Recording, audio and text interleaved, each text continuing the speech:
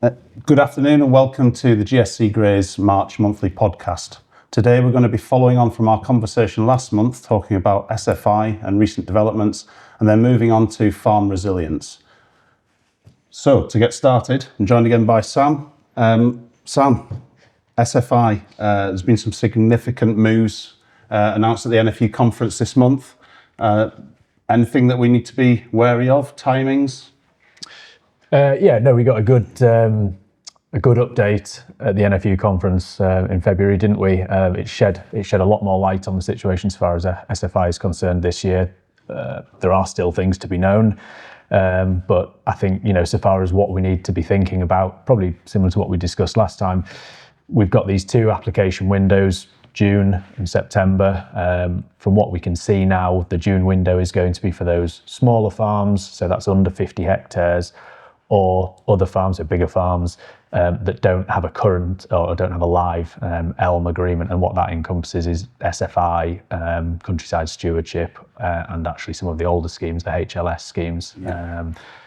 And then with the September window being essentially for any other eligible candidates. And has there been any sort of development in terms of how long those windows are going to be open for each part of the scheme? No, not on that side of things from what we can see. So I think that, what we touched upon last time probably still rings true in the sense that people need to be prepared. We now know more about what options are going to be available. There's less options than there had been previously. So, okay. A number have been removed. Some of the payment rates have been amended. A few other rules have come in. There's another one of the options has been added to the kind of 25% cap list. Okay. And when you say a number of options are removed, I mean, there was 102 last time around? Yes, and there is 71 now. Okay. So don't get me wrong, there's still a good list of options there, and I think SFI is worth looking at for every farmer out there. I'm sure there'll be something for everyone. And that decision, I'm sure, wasn't taken lightly. As we touched on last time, the vast majority of the SFI funding that's gone out the door so far went on, fewer than 40 of the 102 options. Yeah. They, from what we can see, or certainly from what I perceive to be the popular options from previous rounds, are still there. Yes, some of the payment rates might have been amended, but as I say, I think it's still, so far as options available, a scheme that people should be looking at. And I think it's worth noting as well that some of the actions and options that have been removed there, things like the management payments and the sort of the soil testing and those elements of it. But I think the crux of it is that the main of the options and actions that we saw many of our clients signing up to last time are still there as far as we can see. Yeah. We just need a little bit more detail around the actual actions themselves, but we're led to believe it's going to be similar to 2024, I think, isn't that? Yeah. That's the crux of it. And that's obviously, the obvious way to administer the scheme, isn't it? But you're right, take a herbal lay as an example. We know what the individual criteria were for that particular action in previous rounds. There might be small amendments that are made to this one. So whilst, yes, we do have more information, just that, real nitty gritty detail is still to be known. But that doesn't mean to say that we can't, start drafting, or certainly start considering these for when the appropriate window opens for you. And it's safe to say that's the appropriate move next, isn't it? Is make sure that you're prepared in advance. Yeah. There's also the cap. There's £100,000 cap, which I think we're all quite surprised. It's quite a healthy cap. So again, there's some detail that we don't quite know about that in terms of how that's going to dovetail with other SFI agreements that you have previously. But I think, as we understand it at the moment, SFI26 is going to be limited to £100,000 per agreement. Is that as a maximum? Per year. Per year. Yes. Yeah. That's certainly the way I'm reading it. That cap relates to purely 2026 agreements. As I say, that's my take on it. So that in isolation, £100,000 a year, is going to be for a lot of people out there a really good opportunity. More than enough. When we look at the sort of average size agreements that we were dealing with previously, I think it's a healthy cap, isn't it? I think for many. And I think it's better than we thought it was going to be. Yeah. Positive from that. From that point of view. Definitely. Other grants and stuff that came with the announcements, FETF. No, it was a good update. We focused on SFI there, but FETF were previously known as the small grants, have been very popular over the last few years. So that application window opens on the 17th of March, so not too far away.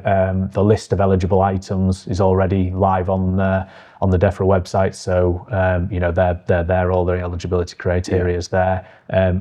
Just on the FETF grant, we do, it has been shared that this will be the last of its kind. Now, that's not to say that something similar won't come through for in the future, but so far as what we've known as the FETF grant, this will be the last one.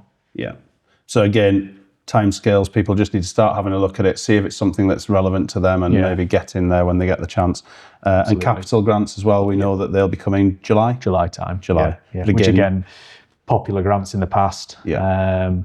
With the caveat with all of these things being, just because let's not let the grant tail wag the dog, so to speak, particularly with the FETF grant. Yes, there's some useful items through it, but that grant still requires a proportion of whatever the item is to be funded from elsewhere. And as we know, cash flows in multiple of the enterprises at the moment are tight. If there's a requirement, fine. But as I say, I think that's the key takeaway, isn't it? It's there to support you to do something that you were going to do anyway, and it's going to improve the farming business as a result. Absolutely. I think in terms of a summary for the other parts, SFI, if you are eligible for the first window, start looking at the actions now, see what's relevant. Even if you're not, if it's a September window, start to consider what might fit around other grants and schemes that you have on the farm, and be prepared to get the application in good time. I think that's about as far as we need to go on the grants and schemes this month. I think that last point that you just touched upon is probably a key one, and certainly one that's coming up quite a lot at the moment, is just how the new SFI26 will dovetail with existing SFI agreements that will be ending towards the end of this year, start of next, and any mid-tier agreements or other agreements for that matter that might be rumbling on still. The truth of the matter is that is still something that needs to be worked out. From what we understand, the IT systems through the RPA DEFRA aren't quite up to slotting that puzzle together just yet. They are working on it, so we'll watch with bated breath and fingers crossed on that side of things, because as I say, that's kind of one of the key things that we need to make sure we get right, and that those early adopters of particularly SFI aren't left with a period of time where there isn't any funding available for them. Glass half full, then I think that's where we need to be. Absolutely. Hope that it's all going to happen. Always. Thank you for your time. All right. Moving on to our next topic, building farm resilience. I'm joined by Greg Ricketts this afternoon. Greg, I think the purpose of the conversation this afternoon is really about farm resilience, building farm resilience, but really in light of some of the things that are going on around the world at the moment, and how that's affecting what we do, and actually what we will be doing with our plans going forward. So, don't dwell on the wars around the world, but obviously we've had the issue in Iran. How do you feel that that's sort of impacting UK farming, and what sort of things do we need to be aware of going forward?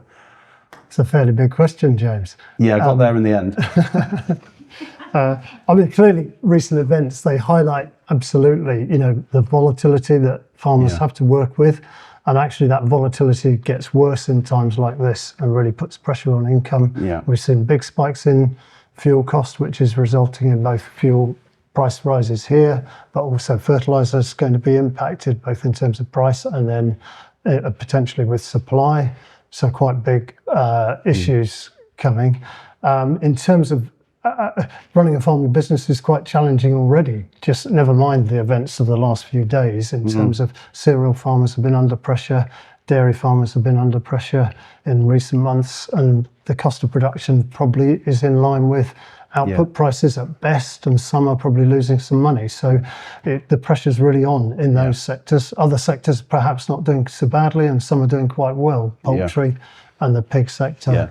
To name a couple. The relevance of this conversation really, and why we think it's relevant to the people that will be watching this podcast, is actually, whilst this is an event that has just happened, it's more demonstrating the sort of the volatility around input prices, how they can be affected even in the short term, by things that are happening elsewhere, and putting the focus back onto the business to say, well, how do we build resilience? How do we make it sustainable and weather these types of events to get to the other side, isn't it? I think that's really the focus. You mentioned cost of operation, cost of production. I mean, what's your experience? Generally, do you find that businesses that are doing that? I know you mentioned some of the, like dairy, pigs, poultry.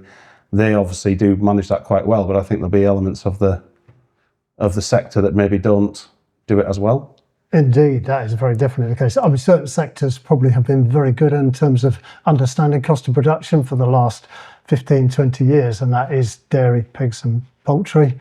Arable farmers have probably come a little bit later to the piece, and there's probably a real mix in the arable sector where some people have very good understanding of their cost of production and others probably very little, so we've got quite a big range.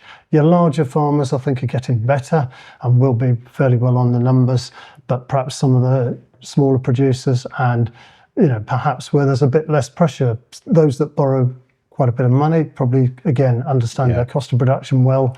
Those that don't borrow much money perhaps don't focus on those costs quite so much. Okay. And I think probably what we're seeing is, you know, this is a time where running a farming business, you've got to be really professional about how you do it. You probably need a budget and a good, clear plan. You need to understand the implications of price changes and price fluctuations, be able to look at the sensitivity of that. How does it impact the profitability? Is it still worth growing certain crops at the moment? Some of these questions are going to come into play if we see big price rises, fertiliser up 8%, fuel up 40% today. I think you told me. Margins the key, isn't it? Margins are going to come under pressure and the focus on ensuring that there's a return. I mean, ultimately, farm business needs to be profitable.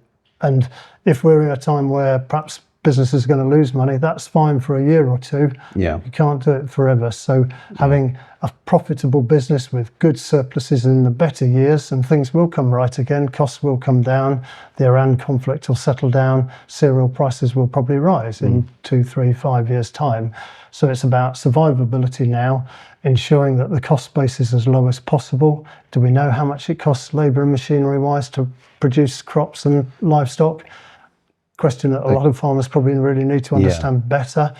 Do we know what's our lowest cost of operation in terms of the price we can receive for grain sold? Those kind of questions we've got to be, anybody running a farming business has really got to be asking themselves quite hard. I think it's key as well to say that going through these processes, it's worth looking at benchmarking. It is a really useful tool in terms of understanding where you sit in amongst your peers, if you like.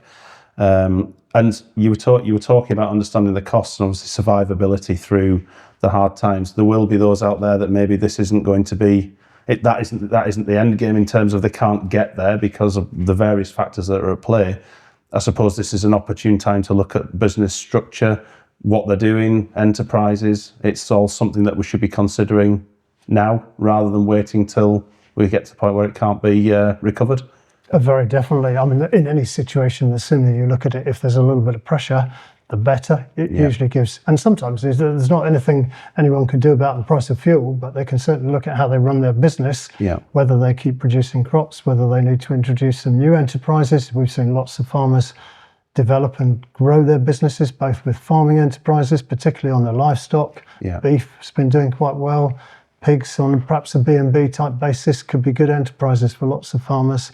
Poultry, again, another opportunity. Not for the faint-hearted, got quite big investment costs around those enterprises, but absolutely they can help generate more income and therefore more profit.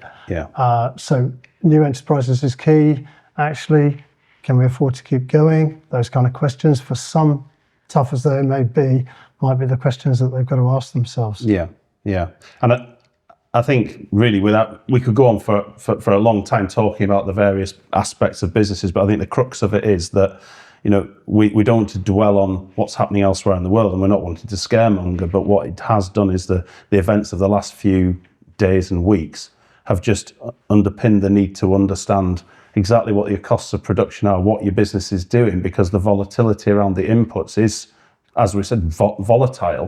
And, we've got knowns coming as well, haven't we? We know that in January there is going to be a tax on fertiliser that's imported. That's something that we know is coming, but compounding with other things could tighten things up further. So it's really, I think the output of this conversation is really that farms need to understand their businesses better, what it's costing them to produce what they're producing, and making sure that they manage margin as well as they can to get to the other side of it all. I would agree. There you go. Rounded that up. I think that finishes it off. I think that finishes it off. Yeah. No, well, thank you for your time.